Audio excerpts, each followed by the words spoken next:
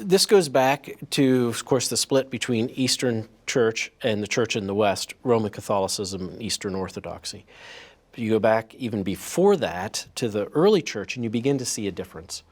And so some of it is over the Trinitarian formula.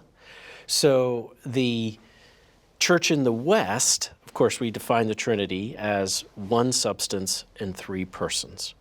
The Church in the West tends to put the focus on the three persons and emphasize the different persons. The other piece of the Church in the East. The other piece of the Church in the East is the notion that's sometimes called deification. And so the saying goes something like this: Christ, who was God, became man so that we who are men can become God. And so it's a little bit of a different understanding of what we see in salvation through our union with Christ and our being sealed of the Holy Spirit and brought into fellowship with the Trinity. Now there is a verse in 1 Peter where he speaks of being a partaker of the divine nature. And it's that verse that I think sometimes trips up some of these theologians in the East that cause them to say that idea that then we become God. I think the Western Church, and then as it matured in Reformed theology, had a clearer understanding of what is the goal of salvation.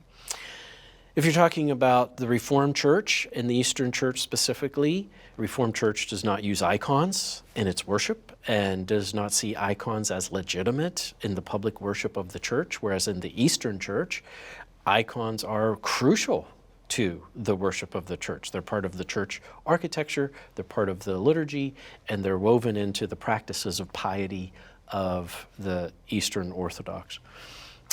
The other distinction, I think, also is that in many cultures, and I want to be careful here, but I think it's a fair assessment, in many cultures where the Eastern Church is dominant, it's more of a cultural religion than a heartfelt, convictional religion. And so, especially as the Eastern Church has evolved over the centuries. And so I think that's also a difference. But there are both theological and liturgical and cultural differences between the Eastern Church and the Reformed faith.